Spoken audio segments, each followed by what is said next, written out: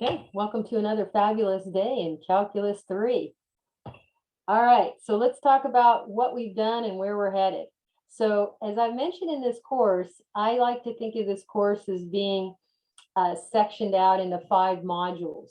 So good news, folks, you have completed 3 out of the 5 modules, and we're going to begin our 4th today. So what have you done? So module number 1 was vectors. Fun and play with vectors. You know, what is a vector? How do you find magnitudes, dot product, cross product, all that stuff. Then in the second module, we did vector valued functions. And in that section, we learned what a vector valued function is and how to differentiate one and integrate one, some projectile motion, unit tangent vector, unit normal vector, binormal vector, arc length, the arc length parameter, and curvature, stuff like that. Fine. The next module was the beginning of multivariable calculus. So multivariable calculus are these 2 modules here, modules 3 and 4. And we already did the first one, which is basically partial derivatives and things like that. So we're starting that whole section where you learn what a multivariable function is, and then you learn how to take its derivative, limits, chain rule, directional derivatives, finding extrema, all that stuff. So that was in this module here. The next module is we're going to still be in the multivariable portion. You're going to learn how to integrate a function of more than one variable. And this is known as the multiple integration module. So in this section, we're going to learn how to do double integrals as well as triple integrals. Now, there are such things as quadruple and quintuple and so on integrals. And maybe next week, I'll show you a copy of a portion of a book that a student of mine who I ran into at the coffee shop last week sent me. Their chemistry book had 6 integrals in a row in one of their physical chemistry books. Yeah, it was pretty cool. So the final module, which we're not ready yet, but when we get there, module 5, we're going to do vector calculus, and that will complete this whole entire semester. So that's the culmination. So let's take a look at the intro. So iterated integrals is a fancy phrase for multiple integration, okay? So we'll learn what it means to iterate the integral. So we're going to start off easy, and one of the applications for a double integral is area in the plane, which you have actually done before when you took Calculus 1. So we're going to do a quick Calculus 1 review, and then we'll extend it out for the Calculus 3. But before we do that, let's do some training wheels on double integrals. Here we go. So you guys know how to differentiate a function of several variables with respect to one variable. So you know how to do what's called partial Can I make a guess? derivatives. So in this preparatory example, we're going to do a single integral of a function of 2 variables, this 2xy. But the dx tells us what we're going to integrate with respect to. So it's going to tell us the variable of integration. So when we do the dx, it's sort of the opposite of taking the partial derivative with respect to x. When we did partial derivatives with respect to x, remember that we held y constant. So when we integrate with respect to x, we're going to also hold y constant. So you're going to also put on that special set of glasses and treat y as a pure number, and then integrate everything else with respect to x. So in this 2xy example, you could think of the y as being a constant multiple, and I'm doing an intermediate step that I'm not going to require that you do, but just to make a point. So you're really just treating it as a multiple, so it's just going to multiply with the integral of the 2x with respect to x. But everybody in the room, I'm sure, being graduates of Calculus 1, knows that the integral of 2x is x squared. Now, normally we do a plus c when we do an indefinite integral, and we're going to see that in this world of multiple integrals, you never do a plus c. if you do, like we're doing with this single integral, you're going to acknowledge that it could be more than just a pure constant. Since we didn't recover this entire function with respect to y yet, we put c, a constant, as a function of y to sort of acknowledge the fact that it could be just a pure constant of integration. But we're acknowledging that we haven't recovered anything with respect to y yet. Okay. We could also do definite integrals as well, but you have to be very careful. So when we're integrating 2xy with respect to x, and we have limits on the integral, the lower limit is 1 and the upper limit is 2y, we would still get this same result here, the x squared y, and I put brackets here, make sure you have good notation. On the rightmost bracket, you put the limits from your integral, the lower limit and the upper limit. And then you're going to substitute the upper limit first, of course, but who are you going to substitute it in place of? Because we've integrated with respect to x, you're going to substitute in the x. The y just goes along for the ride. And then you substitute the lower limit. Okay, and then just clean this up. 2y squared is 4y squared. So you have 4y squared times y minus y. And our final answer is 4y cubed minus y. And we're done with the prep definite integral example. Now, let's talk about rules and regulations for iterating, that's putting limits on an integral that involves multiple integration. And this is some of the student pitfalls that I'll be pointing out along the way. And as I mentioned before, sometimes students find this module of multiple integrals very challenging because they keep falling into the pitfalls. So I'm going to point them out along the way, and hopefully you'll kind of be mindful of not falling into these pitfalls. So I want you to notice that for this definite integral, the lower limit is a 1, nothing wrong there, but the upper limit is a variable. Well, what's wrong? You did it before. Your upper limit in the previous example was 2y, and you said it was okay. That's right. But this upper limit is not good. This is a meaningless iterated integral because the upper limit has a variable that matches the variable of integration, and that is not okay. So the caution that I want you to underline, maybe if you have a highlighter or you're taking notes with colorful pens or pencils, I would encourage you to highlight this pitfall right here. The variable of integration, which right now is x, cannot appear in either of the limits of integration for that particular integral. And when you're going to be putting limits on your own multiple integrals, if you make this fatal error, I can't even give you partial credit, even if I wanted to. It's like, you just violated one of the laws. Here's another prep example. We're going to integrate with respect to y now. Let's change it up a little bit. How do we know? Because it says dy. So what does that mean? We're going to hold x constant. And we'll integrate with respect to y. So we treat x as if it were just a number like 2. Okay, we got to be very careful here. So we're going to integrate the first term, 2x squared y to the negative 2. And if I do this in slow motion, the 2x squared is a multiple, and you're integrating y to the negative 2 with respect to y. And then we'll do the second term, integrate 2y with respect to y. And both of these separate terms have the limits on the integral.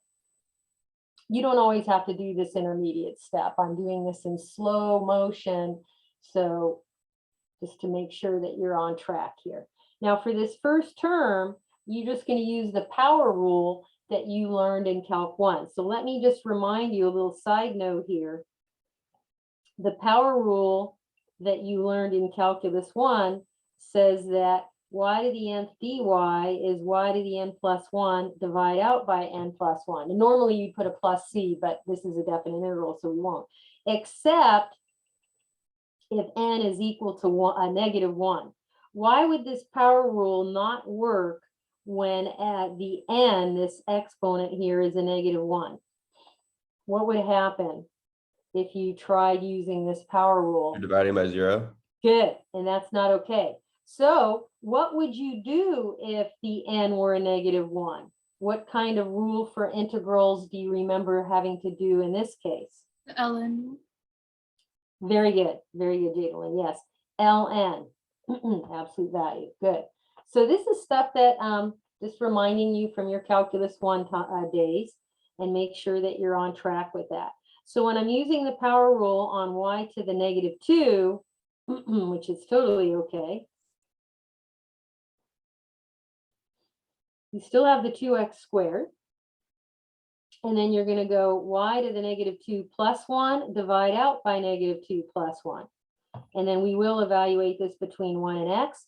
And then when we integrate 2y with respect to y, that's pretty easy. That's just y squared. And we'll evaluate that between the limits of 1 and x. So here we go. This thing, what I'm going to do before I evaluate it is I'm going to rewrite this as something with positive exponents before I put in the limits. And I recommend you do this also. That way you stay out of trouble. Okay, so now let's go ahead and do this. You're going to go -1 over, and then you put the x into the variable of integration, minus -1 over, and then you put substitute the lower limit of integration. Plus, and then this guy here, you're going to go upper limit of integration minus the lower limit, and then clean this mess up. This is getting pretty messy now. Let's see, a minus here is really a plus a 1, and then this is just x squared minus 1. And then I'm going to distribute the 2x squared to eliminate parentheses, and then at the same time I'll reduce to lowest term. So then I'll have -2x after reducing, and then I'll have the 2x squared, and then I add that to the x squared. And then my final answer, I'm going to combine like terms and make it look kind of pretty. So my final answer is 3x squared minus 2x minus 1. So what did we just do? Well, we still have training wheels on because we haven't done a full-blown double integral yet. But here we integrated with respect to y, and it's a definite integral, and that means you hold x constant and integrate as usual. Okay, now I think you're ready. Here we go, folks. This is a real live double integral. How do you know? Well, because there it is. Double, double. What do you do? How do you deal with this? Oh my God. Well, I'm going to give you a little tip. Anytime you get a double integral, even though there's no brackets or telling you how to roll, you always want to evaluate the innermost integral first, okay? You want to start in the innermost integral first and then work your way out.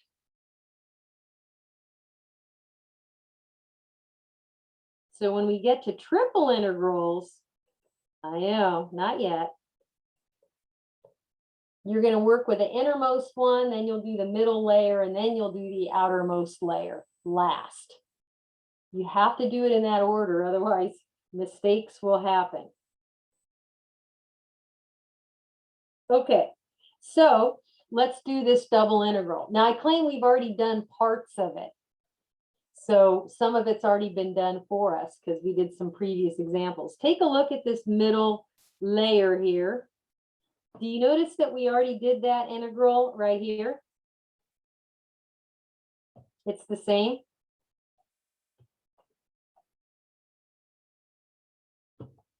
Yep. So what does that mean? Well, that means that the answer that we got, where is it? Oh, it's down here. This answer right here, we'll just substitute that in place of the middle integral because we already did that middle integral integration. So I'll still have the outermost integral, which is going to be integrated with respect to x.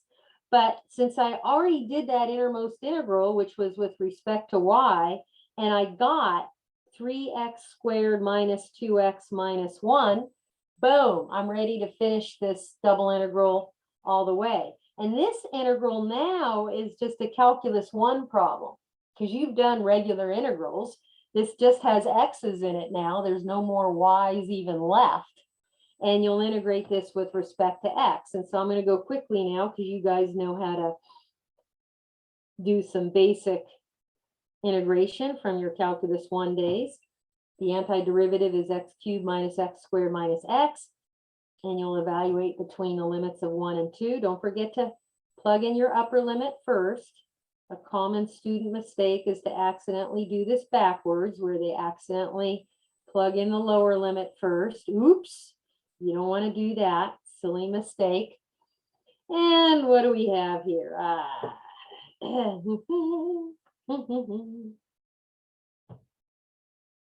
8 minus 4 minus 2. Minus 1 minus 1 minus 1. And after you do all the arithmetic, I get 3.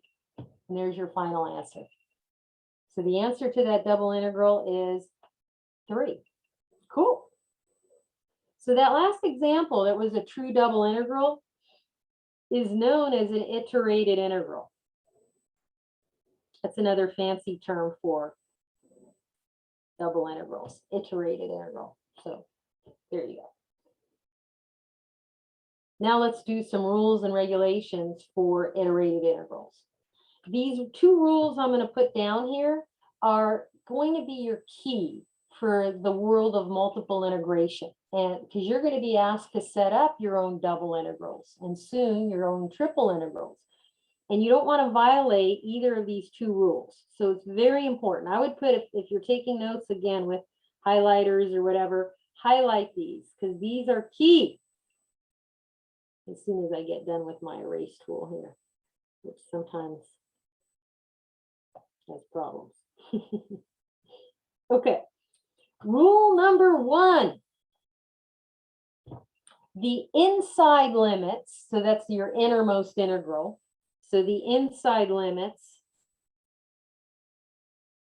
can be variable W period, R period, T period. What is W period, R period, T period short for? With respect to the outer limits of integration.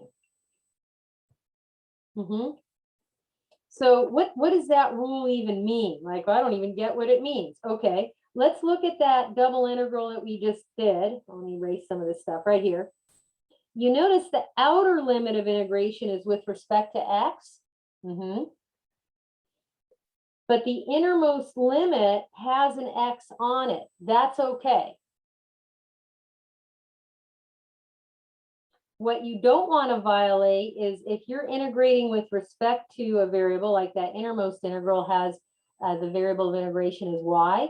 You don't want a limit on that integral that's with respect to y to have a y in it. That's forbidden. Okay, the second rule is for the outermost integral. The outside limits of integration. Write this down. The outside limits of integration must be constant. W period, R period, T period, that's short for with respect to both variables of integration. So when you're doing a double integral, a quick and dirty way of saying this rule, number 2, is that the outermost limits have to be pure numbers. Always. Otherwise, you'll be violating this law here. So you'll notice in the double integral we did that the outermost integral, that's this guy here, do you notice he has pure numbers only for limits? That always has to be the case. Let's say you're doing a triple integral. The outermost guy, his limits have to be pure numbers. You're not allowed to have variables on that outermost integral, ever. Whether you're doing a double, a quadruple, whatever it is. Okay.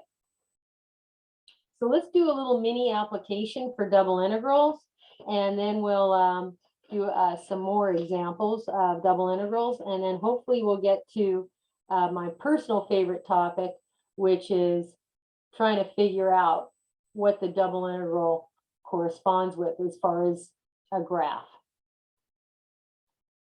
So here's the start.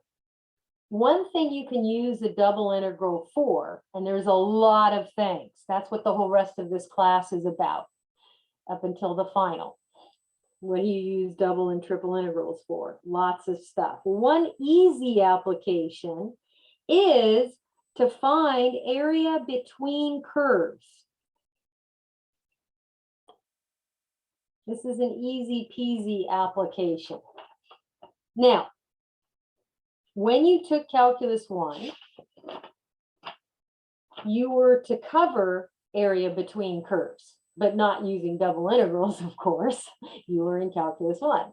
So let's do a quick review of Calculus 1 and finding area between curves using Calculus 1 knowledge. And then we'll kick it up to Calc 3. So when you took Calc 1, you learned that if you had some graph of some function, let's call this guy y equals f of x, and then you had another graph of some other function, say down here, say y equals g of x. If somebody said, hey, I need you to find the area between these curves, not between the graph and the x-axis, that's a different thing. I want to find the area between these two curves. I'm shading in the region, and let's say between x equals a and x equals b down here on the x-axis, okay? So in your Calculus 1 class, you learned that the area between the two curves was the integral going from a to b, and you hopefully remember that when you set it up, it had to be taller minus shorter. So the taller from my little picture here is f of x, and then minus, and the shorter guy is this guy lower here, g of x, and then you would integrate with respect to x. And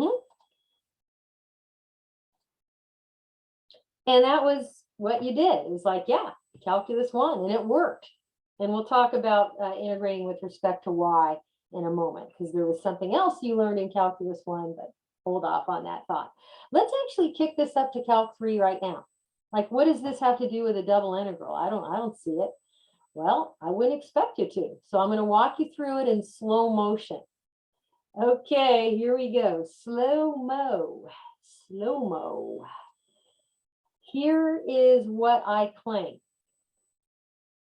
That if you look at the integrand, just the f of x minus g of x part of this integral that you learned to set up in Calc 1, I claim it's equivalent to the single integral where you're integrating a 1. That's a 1 right there. A 1. It's a terrible looking 1. With respect to y. But the lower limit is the shorter function. So you'll put that on the bottom of your integral symbol.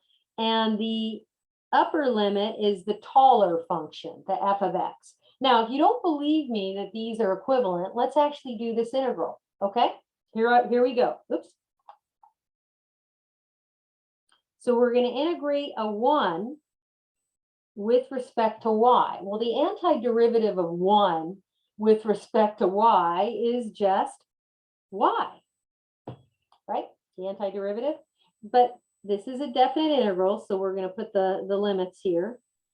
And then we're going to evaluate y at the upper limit, so substitute. And then minus, and then substitute the lower limit. Boom, and I'm done. Voila.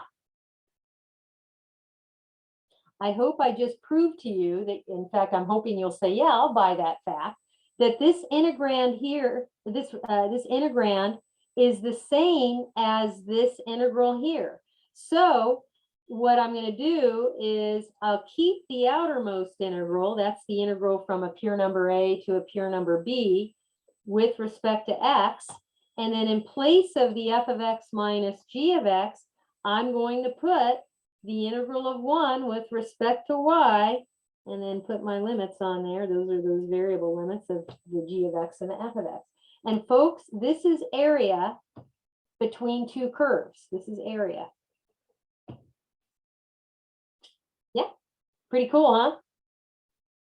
Right now, you should be saying, wow, this is like amazing that you can represent an area of a region between two curves here with a cool looking double integral.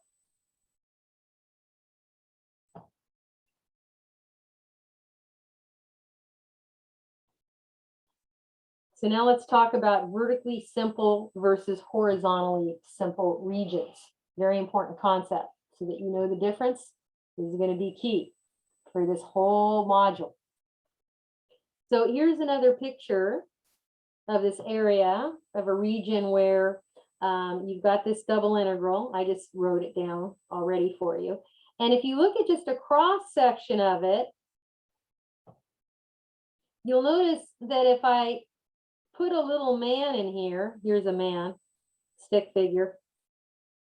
He's standing up vertically.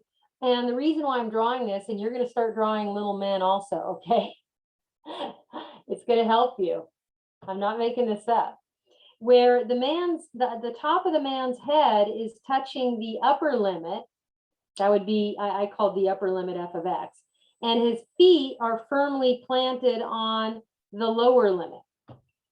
So if you're ever having trouble figuring out who's taller and who's shorter, just stick a little man in there and see what his feet are standing on for the lower limit and what his head is touching for the upper limit. Now, when you have a region like this, where you can draw a man who's standing up vertically, that is known as vertically simple. It's a vertically simple region. And when you have a vertically simple region, your order of integration is dy dx. And just like I have here, dy dx. But what if your order needs to be switched? So what if you wish the order were dx dy? Does that ever count? Well, you have to be really careful. You can't just swap it whenever you feel like it. Watch out. The kind of regions where you would do a double integral and you would set it up where the order of integration is reversed, where it's dx then dy, is what we call horizontally simple region. Now this is very different because this graph here would be the graph of a function of y. So I would have, I'm going to just make some, they have it where x is equal to h2 of y. It's a function of y, not a function of x. And then the leftmost graph here, also a function of y. So it would have the equation x also equals something, say h1 of y. Now, you'll notice the cross section is lying flat. Here's a little mini cross section, little delta y cross section there. And instead of drawing this representative rectangle, I like to draw a little man instead. But the little man has to be drawn lying flat, where his head is touching the rightmost graph. And it's important that you don't draw that. Like if you draw it the wrong way, where his head is on the left, no bueno, okay? Anytime you lay down the guy on his side, has to be where his head is pointing to the right and his feet are on the leftmost graph, okay? Leftmost.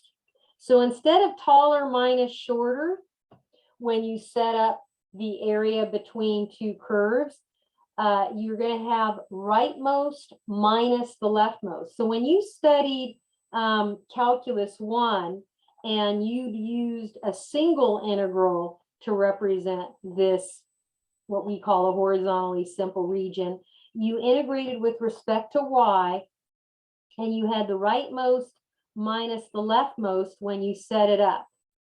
I don't know if you remember any of this. And then these limits here are what's going on the y-axis. So the lower limit here on the y-axis was that they have in a little graph a c, some pure number, and the upper limit would be y equals d. And this is known as a horizontally simple region. So if you're working with horizontally simple regions, which are kind of harder, I think all of us have more trouble with the horizontally simple because we aren't as used to dealing with functions of y as we are with functions of x, and this is going to get you in trouble. And so if it helps to draw a little man to figure out who's the upper limit and who's the lower limit. So the upper limit would be what the sideways man, his head's touching, and the lower limit is what his feet are touching. So what would the blanks, what am I doing here in the blanks? So the two types of regions that we're going to be dealing with, you're going to have, this is set notation for your region. X will lie between A and B, and if Y has a G1 of X to a G2 of X, that's known as a vertically simple region. Your double integral will have the order dy dx. So your integrand is just a 1. And then you put your outermost limits have to be the pure numbers. And the innermost limits are the lower limit is G1 of X and the upper limit is G2 of X. For a horizontally simple region, if you're representing area using a double integral, the order will be dx dy instead. And again, this radicand, integrand is just a 1. And then this set notation is describing this region here that's shaded in. So C to D are the pure numbers. So that's the outermost integral, has pure number C to pure number D, and X is variable. So he's going from the lower limit, which is the leftmost, to the upper limit, which is the rightmost graph. And we're done kind of with all the rules and regs now. Let's do a couple examples. I'm going to start with sort of a generic example first to make a point, very important point that I'm hoping you won't lose sight of as the semester progresses, because I've had people, I know I throw a lot of information at you, but review and review and review. And here's the key right here. Example 1. If all 4 limits of integration are constant, so if all 4 of your limits are pure numbers, your region of integration is rectangular. That doesn't always happen though. You don't always get rectangular regions of integration. So here's a picture of the region of integration. Okay.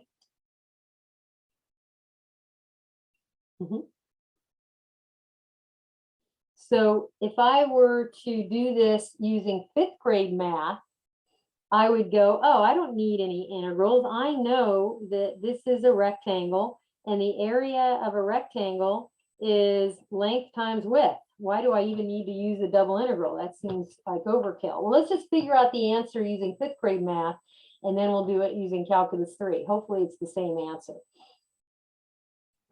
So the length, let's say the length is this right here. What's that?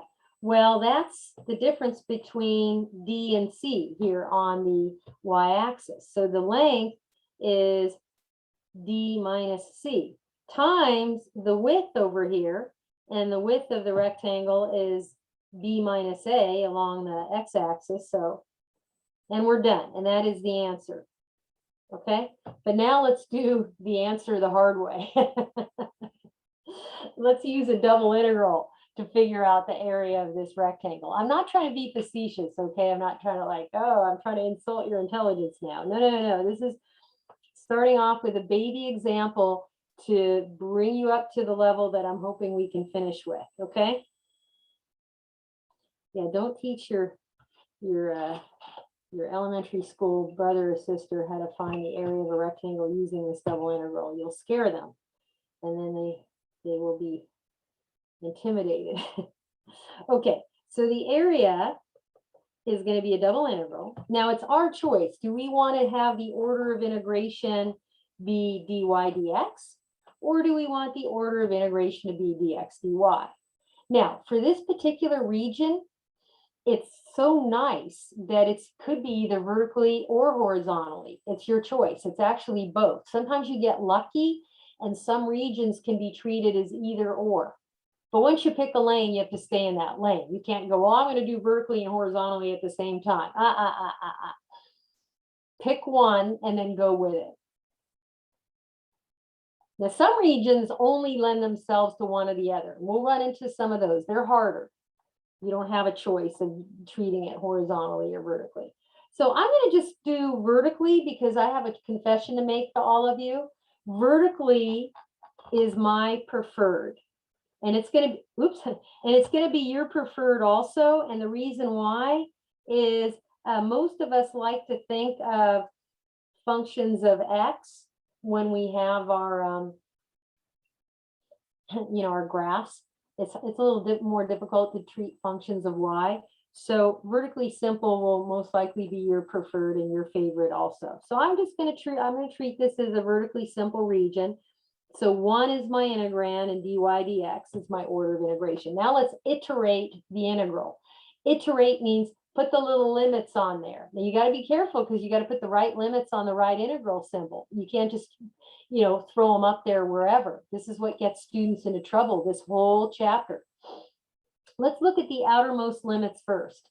And that has to do with respect to x. So that's going to be, what do we put on that outermost integral symbol's limits? Well, if you look at what x is doing on this rectangle down here, the lower limit is a and the upper limit is b. Okay, fine.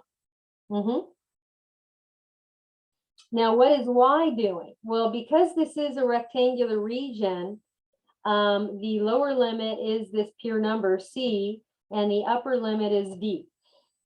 And we're done iterating the double integral. And I usually give partial credit if you can iterate it correctly. Now, let's evaluate. Evaluate the iterated integral. Okay.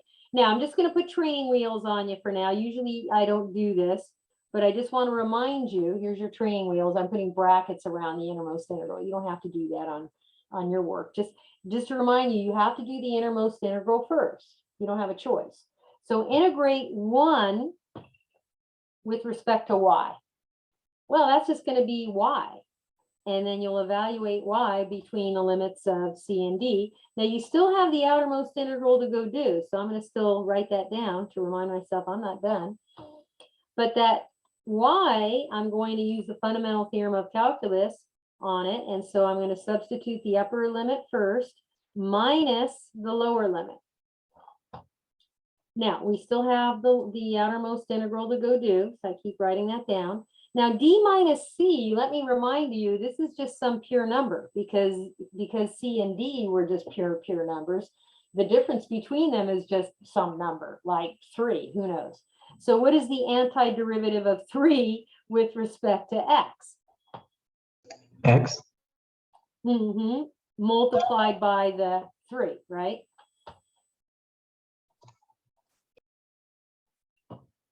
And so you're going to evaluate the x between the limits of a and b, and you'll plug in the upper limit first. And the d minus c is now just a constant multiple going along for the ride here. Plug in the upper limit of b, and then minus plug in the lower limit of a, and we're done. And this is the answer. Now let's just check to see if that is the same as our 5th grade math answer. Is that the same? Looks like it to me. So it worked. Now let's do another example. This example isn't really hard, but in fact, it's somewhat easy because they gave us more information than some other homework problems might give us. So let's take a look. Suppose somebody said, hey, go get the area of the region bounded by the graphs of y equals sine of x and y equals cosine x between x equals pi fourths and x equals 5 pi fourths. So we're going to sketch the region first. And you guys hopefully remember what your sine of x and cosine of x functions look like. So if I graph sine first, it's going to look something like that. This is a little bit bigger than 3. That's where pi is. Pi is an x-intercept of sine of x. And then I'm going to try graphing cosine of x. Hope I don't blow this. Oh boy, I'm already blowing it. Hang on a minute.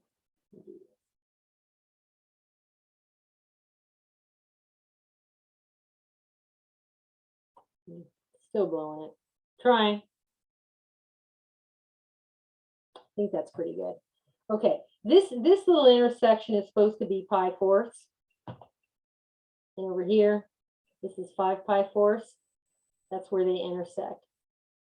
And I'm shading in the region. Now, when you do a graph for me on your handwritten work, which isn't going to happen on the midterm Monday because this isn't going to be on your midterm, but the following week, I'm going to ask that you do stuff on your paper. And I need you to shade it in. If you don't shade in, you will not get full credit. Like if you just sketch these graphs of sine X and cosine X only, I'll go, oh, thank you, 0 points for that sketch. Because I want you to shade in the region that you're talking about. And you may think, well, this is obvious. Why should I have to shade it in for you? Because sometimes it's not obvious and students blow it because they're shading in some other weird area of the graph that has nothing to do with the correct region of integration. Common student pitfall in this whole entire chapter. Now let's use an iterated integral. That's just fancy talk for double integral to get the area of the region. Okay. I'm going to choose dy dx, vertically simple, because I can. I can treat this integral or the region as vertically simple because I can draw my little man, my vertical little man in there. There he is. So now let's iterate it. Okay, I claim the outermost limits are super easy for this problem because they gave us the outermost limits. They said x going from pi fourths to 5 pi fourths. Usually you don't get this lucky. Now, what about y? What is y doing? Now, this is where you have to be careful. Don't put pure numbers here. The only reason why I showed you where everything here was pure numbers, limits, is because the region was rectangular. This region, I hope you can see, is clearly not a rectangle. So that means there's no way that all 4 limits would be pure numbers. The outermost limits have to be pure numbers. That's one of the rules and regulations for double integrals. But what about the limits for y? And don't say 1 and -1 because, oh, that's the highest and lowest that cosine or sine goes. So this is the hard part. See my little man where he's standing up vertically in the region? Which graph is his head touching? Because that's going to be the upper limit for y. Yes. Oops. So you're going to have, sine of x is going to be your upper limit for y. And then what are his feet touching? Cosine, right? That's the lower limit for the y. And now we're ready to do this. Let's go get the answer. First up, do the innermost integral with respect to y. So you're going to integrate 1 with respect to y. You're still going to have the outermost integral. So I'm going to continue to write it down, and you should too, to acknowledge you're still not done. So this innermost integral here, the antiderivative of 1 is y, and you're going to evaluate the y between those limits. And that's pretty easy to do. Don't forget to substitute your upper limit first. Big mistake is when I see students do it backwards, and it's so painful to see that because what happens when you do that is you get a negative answer, and you'll know when you're doing one of these area problems that you got the answer wrong. Why? Well, if you get a negative area, I'm not even going to give you partial credit. Okay, come on. If you get a negative answer while you're doing homework for double integrals that represent area, think you can't have negative areas. So you must have done something incorrectly. So stop yourself and try to redo the problem, okay? Now, this little integral that's left, this is just a Calc 1 integral right now. You, I'm sure, have done an integral like this in your Calc 1 days. So when you're going to integrate with respect to x, sine of x, I think the antiderivative of sine is minus cos. And then the antiderivative of cos is sine. Remember, we're integrating, not differentiating here. And then you're going to evaluate between the limits. Don't forget to plug in your upper limit first. And now the question is, does anybody remember what cos and sine of 5 pi fourths is? Woo! You may have to go look at a unit circle diagram. I claim it's negative square root of 2 over 2. You got a lot of negatives running around here, so be careful. I'm going to distribute this minus here. So I have plus cosine of pi fourths, which is square root of 2 over 2. And then I'll have plus sine of pi fourths, which is another square root of 2 over 2. Now, this right here is a positive square root of 2 over 2 because you have the minus minus. And it looks like I'm adding square root of 2 over 2 to itself 4 times. So I'm just going to go 4 square root of 2 over 2's. And then when I reduce this to lowest terms, I get 2 square root of 2. Okay, and so it's an area, so you might want to put square units. I don't know what the units are. They didn't say if it were in centimeters or anything, so we'll just put square units. And we're done with this example too.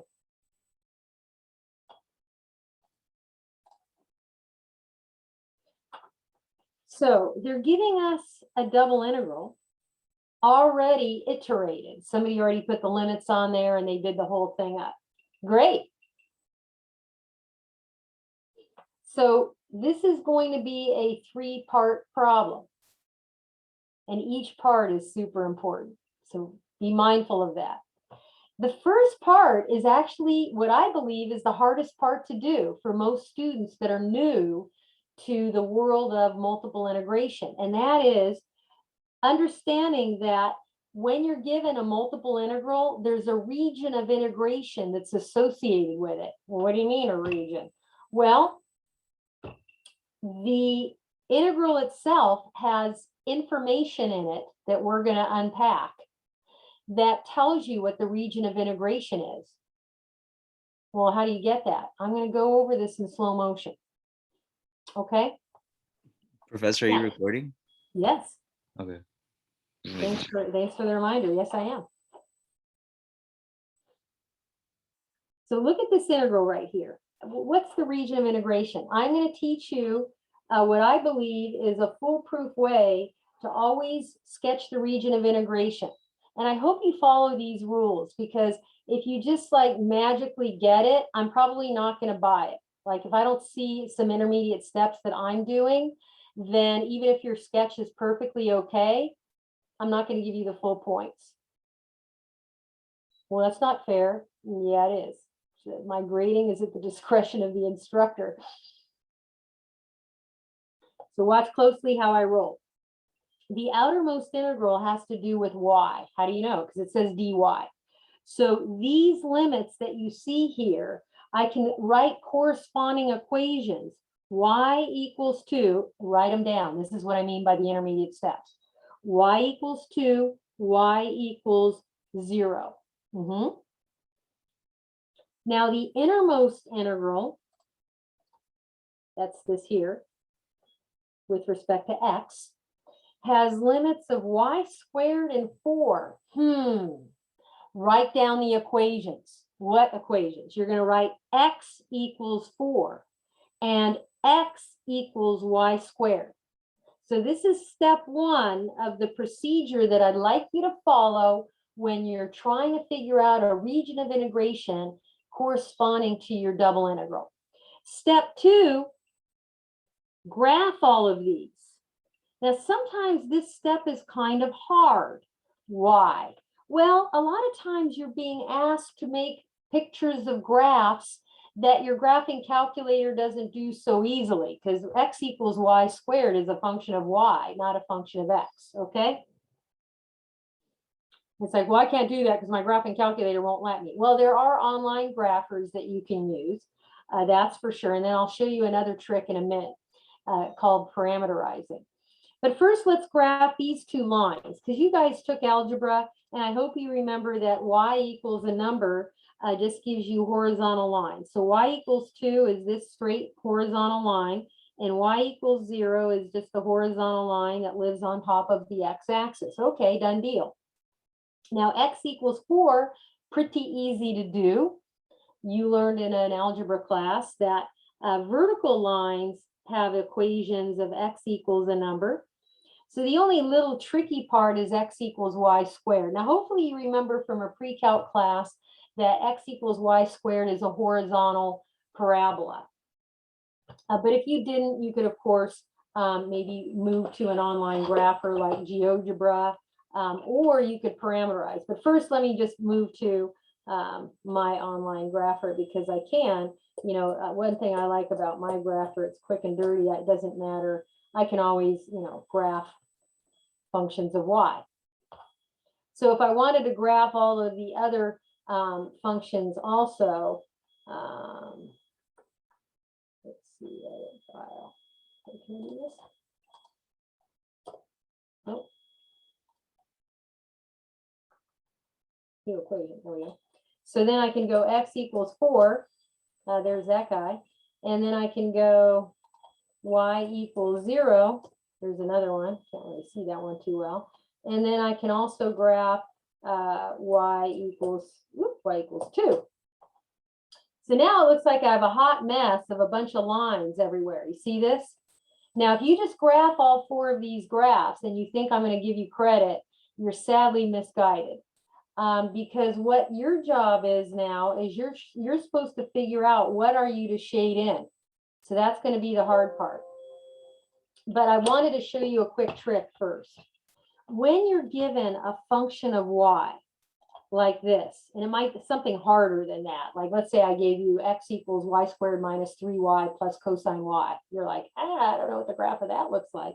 You can do what's called parameterize. And I taught you actually how to do this last month, but you probably forgot. So let me show it to you now because it's so cool. You can do this now and you can understand it. For those of you who want to make connections between this chapter and 2 chapters ago, this is for you. You're going to parameterize. Remember I told you how to parameterize a curve for a function of y?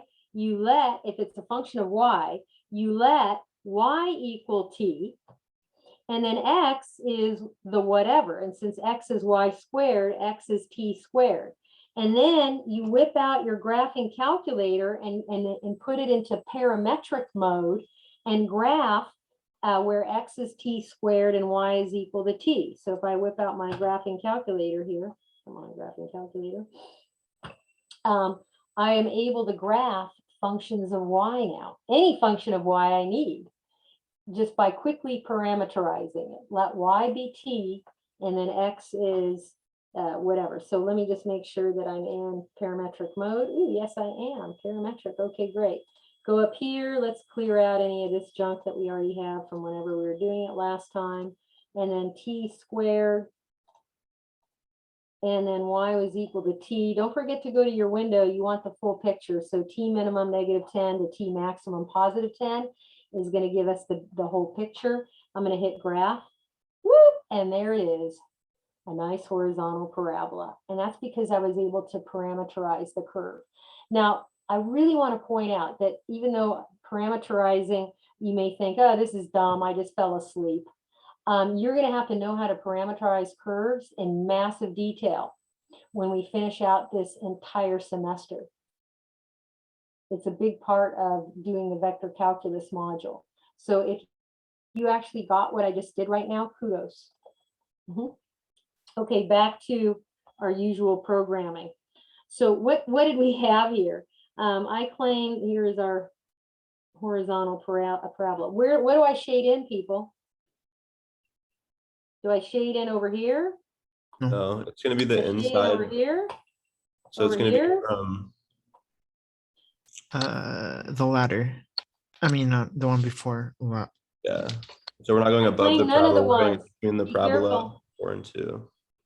Here's the way that I try to figure it out. I pretend that all of these graphs that I had in step 1 are fences or boundaries of my vegetable garden. I don't have a vegetable garden, but if I did, I had one when I was a kid. So step 3, you have to shade in the appropriate region. So if all of these represent fences to my vegetable garden, which region is actually touching all 4 fences? That's the hard part. All 4 fences. And I claim only this region here gets shaded in. This region here is the region that is corresponding to my double integral. And if you shade in anything else, 0 credit. And it's going to hurt you when we try to do part C, because you didn't really get what the region of integration corresponding to this integral is. And that's unfortunate. So that is the correct shading. So we're done with part A. Let's move on to part B. Now, part B is pretty easy because they already have the integral set up. So we're going to integrate 1, even though you don't see a 1 there, it's understood if there's nothing else in there. A 1 with respect to x. And you still have the outermost integral. You still have the 0 to 2 dy. But when you integrate 1 with respect to x, you're going to get x, and you have to evaluate him between his limits. And please use appropriate notation. I want to see brackets here, not parentheses. And I want to see the limits here on the right-hand side bracket. If you put them anywhere else, I will begin to, I'm sorry, but it's not going to maximize your points. This is traditional notation. So I'm going to continue to write the outermost integral because it's still kind of there to remind me. And then when I substitute in the upper limit into the x, okay, that's pretty easy. It's going to be just the 4 minus substitute the lower limit. Aha, now this is an easy integral because now it's just only a single variable here, just the letter y. So now this is a calculus 1 problem, and let's just go finish it off. The antiderivative of 4 minus y squared is 4y minus y cubed over 3. Evaluate between the limits of 0 and 2, and substitute the upper limit first, and then substitute the lower limit, and that's just going to give big old zeros. Does it always give zeros? Be careful. No, it doesn't. But here it does. This is one big fat 0. And then what do I have? I have 8 minus 8/3. And so my final answer is 16/3 for letter B. 16/3. And what is this? Now this integral, because it has a 1 as an integrand, any double integral that has a 1 as an integrand can be treated as area, as an area application. And so it actually did find this area of this region I have shaded in from part A. It's 16/3 square units. That's the area. Cool. Professor, wouldn't Yeah. it be Thank you. That should be 4y, not 4y squared. My bad. I didn't square it down here, but I squared it there. 4y. Yes, 4y. And so 4 times 2. 4y minus y cubed over 3. Okay, 16/3. And that is area. Now, are we ever going to have a double integral that has something other than a 1 right there as the integrand? And the answer is, oh yeah. Oh yeah. We're going to get to that. What does that represent? It won't represent an area between two curves. It'll represent something else, but not area. Okay, now the hard part. So I hope you have an extra cup of coffee or tea or maybe something that'll give you energy right now, because this is the hardest part of the whole problem. And this skill of switching order of integration is something I'm going to put on lots of quizzes and lots of tests, including the final exam. And it's an important skill that you need to know how to do for this class, okay? It just is. And if you really get this whole idea of vertically simple and horizontally simple, it will help you a lot. Okay, so let's hit it. So we got the region of integration. We evaluated the integral, so we know what the answer is.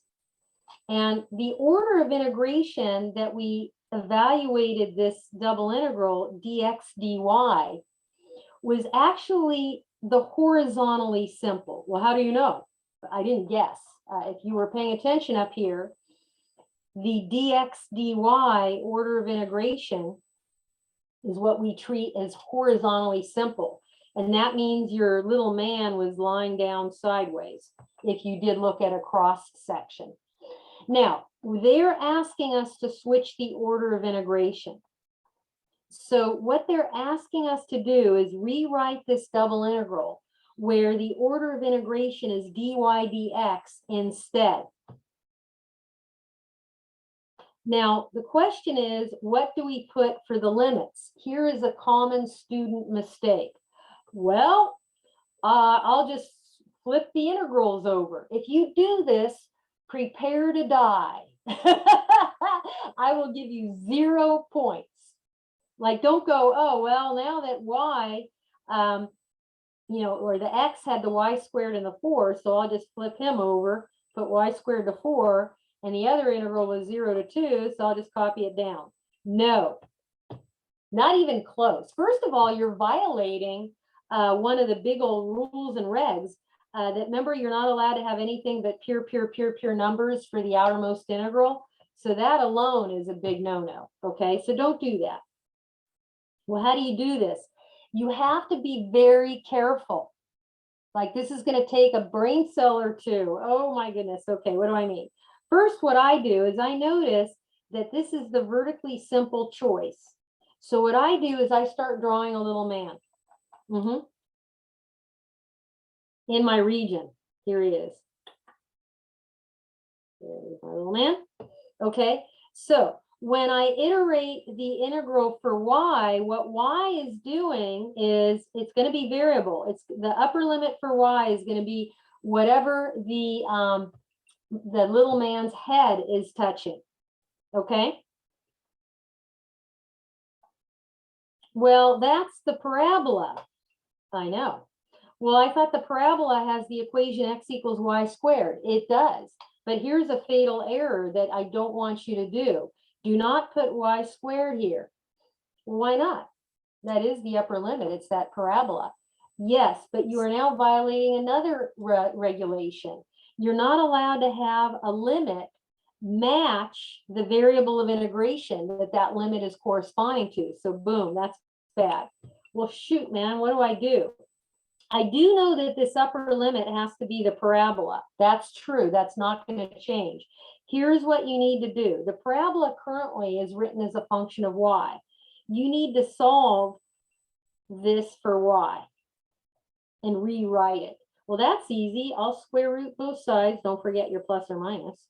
And I get two answers, plus or minus the square root of x. Well, if you know something from your graphing days, the y equals positive square root of x looks like that, and y equals negative square root of x is this graph here. So which one of these is the one we're doing business with right here? The bottom? No, Oh, at the top? the top. This is the y positive square root of x.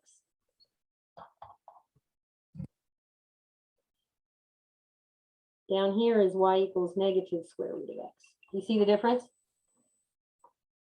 So this is going to be positive square root of x. That's the upper. And if you don't believe me, whip out a graphing calculator. You'll see who's the upper and who's the lower. Okay, now what's the lower limit for y?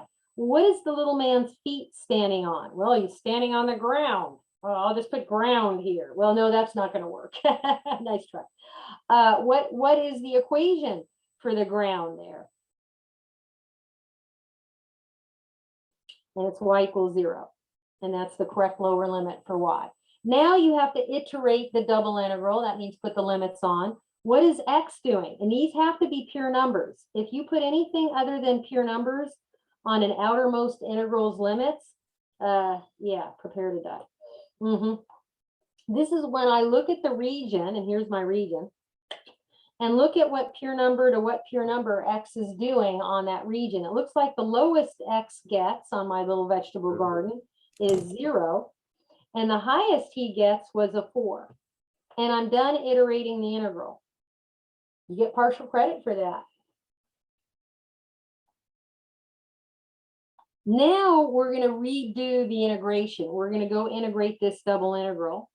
We already know what the answer is. The answer has to be the same as it was for the other order. You can't have when you switch the order and then get a different valuation. That's like, uh-oh. That means you probably switched the order incorrectly and you're in trouble. So let's go ahead and evaluate this new double integral where we switch the order of integration. Okay, it's understood there's a 1 in there. For the integrand, you're going to integrate 1 with respect to y. So I get y, and y is going to get evaluated from 0 to square root of x. So that's easy. Square root of x minus 0. And that's just square root of x. And now you're going to integrate square root of x. And when I integrate radicals, radicals are evil. So I always rewrite my radicals in terms of rational exponents. And I encourage you to do this intermediate step. If you don't, I'm not going to give you full credit. Well, I did it in my head. Great. Write it down also. Then what? You're going to use your power rule. X to the 1/2 plus 1, divide out by 1/2 plus 1. And 1/2 plus 1 is 3/2, and dividing by 3/2 is the same as multiplying by the reciprocal of 3/2, which is 2/3. So our antiderivative is 2/3 x to the 3/2, and then we're going to substitute our limits. And this one is just 0.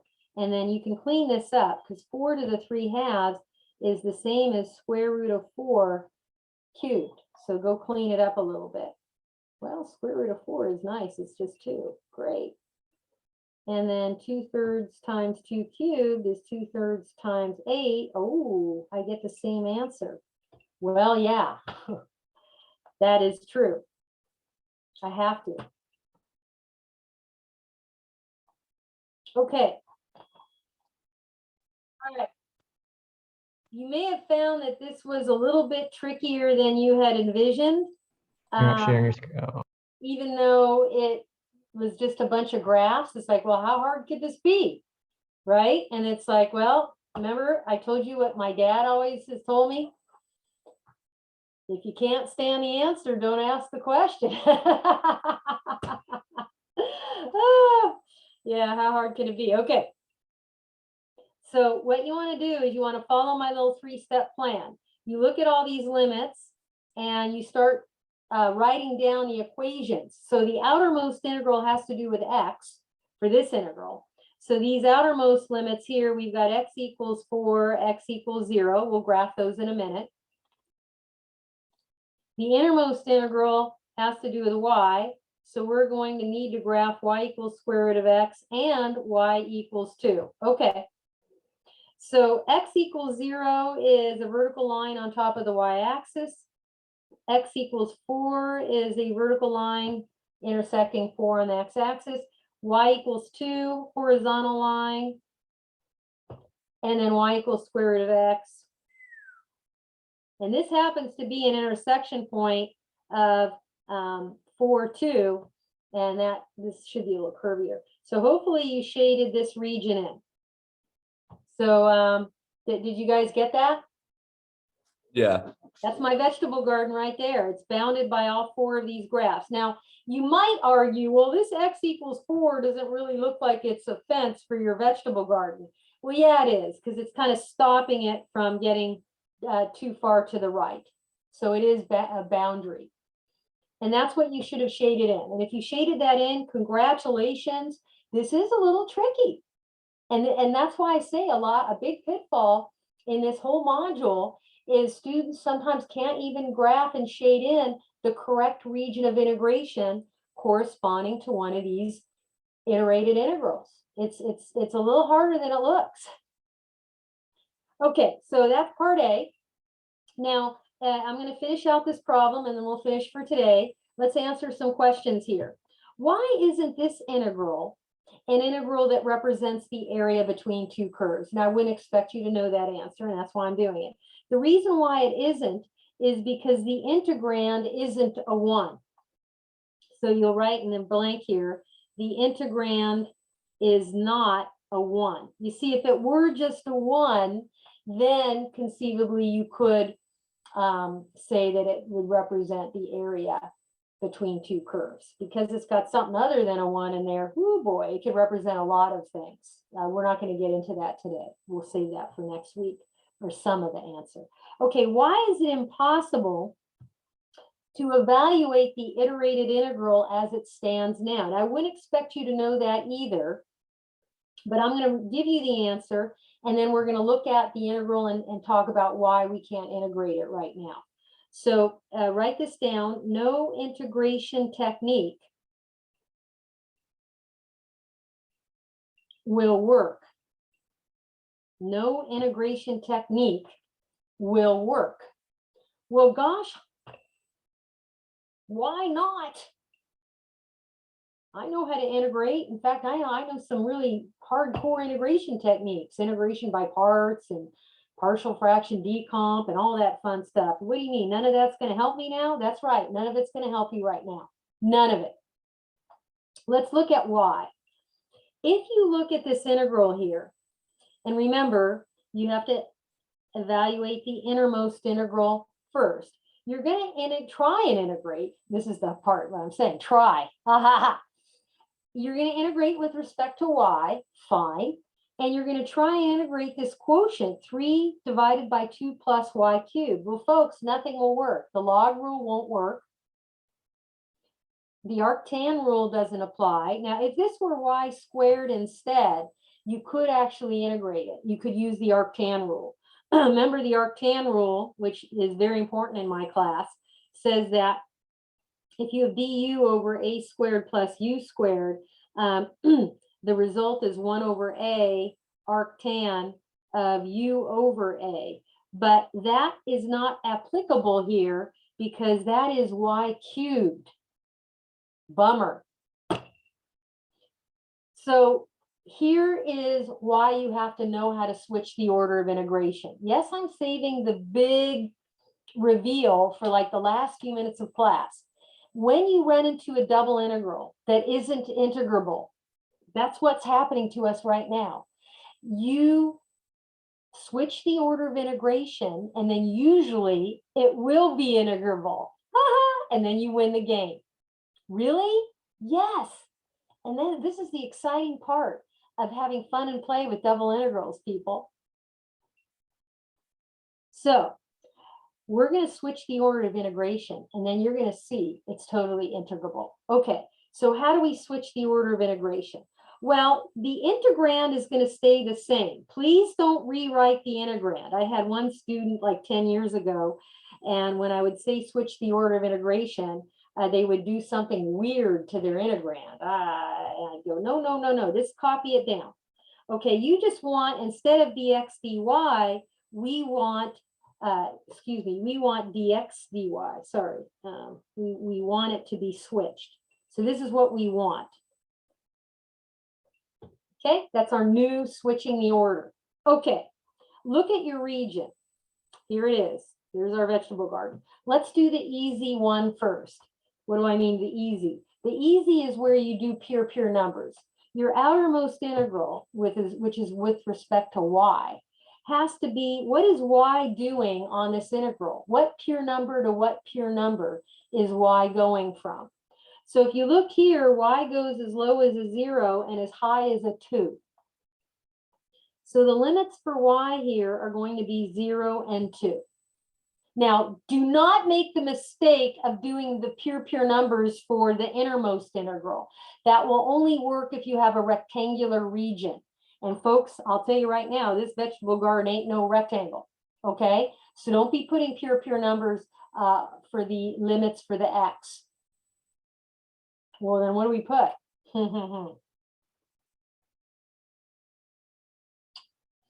Because I have students look at the region, they go, oh, well, 0 to 4. Look, x is going from 0 to 4. I'll just put 0 to 4 here. No, you won't. You do that, and I don't even give partial credit because it means you didn't listen and you don't care, and you're just going to do your own thing. Fine, go do your own thing.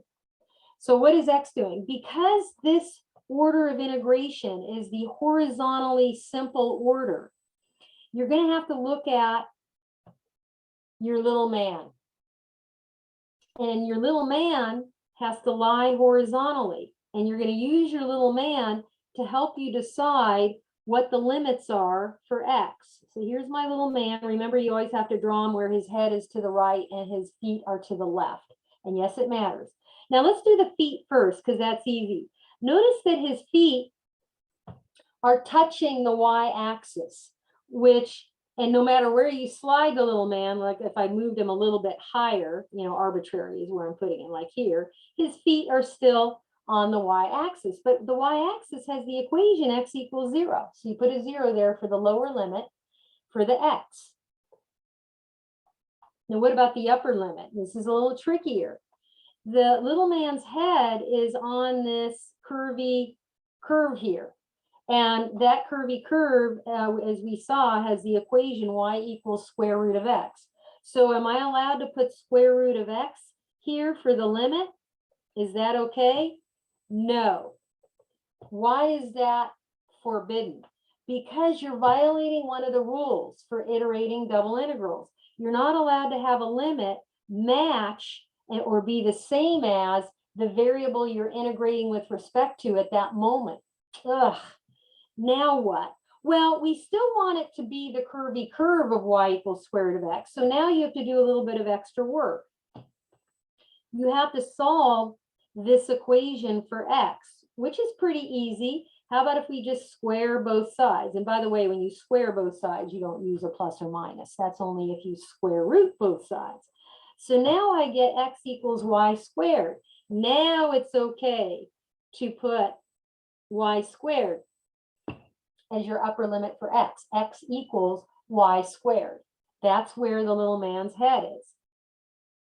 Okay, now you're ready. So we switch the order of integration, and if you get this far, you will definitely get partial credit points from me. I'll be so happy. Oh, I see what's going Switch the on. order. I'll go, congratulations, you did awesome. And now we're going to integrate it. And now it's going to be integrable. And that's the beauty of switching the order of integration. And sometimes you'll need to, because you won't even be able to integrate it unless you do. So now let's integrate. Well, what do you mean? Well, now let's look at the innermost integral. We're going to integrate with respect to x. That means you're going to hold y constant. And you'll notice that this quotient only has y in it. So it looks, at least at this moment, like a constant. This whole thing looks like a constant, like the number 10. So when you're integrating a number with respect to x, your antiderivative is simply going to be that number, I'll just copy it down, times your x.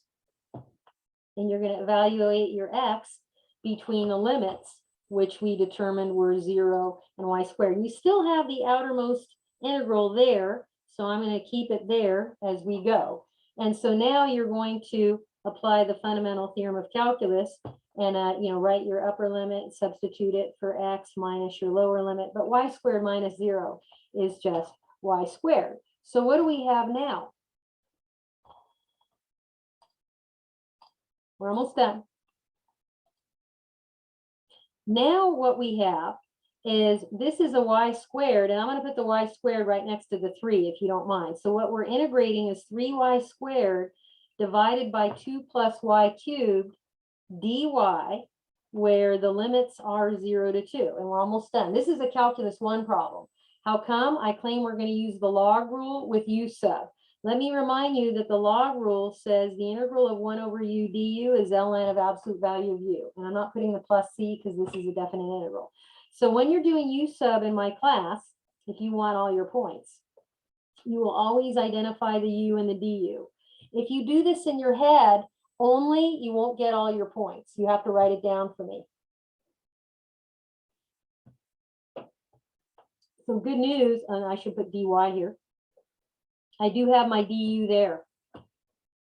So this does look like a 1 over u du problem. Fabulous. What does that mean?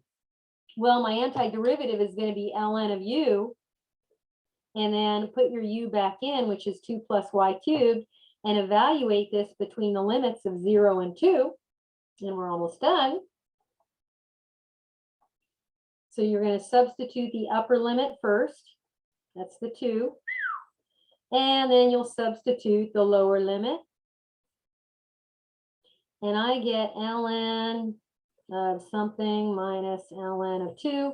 I get ln of 10 minus ln of 2. And if you really want to impress me, use a log property and condense your logs into a single log.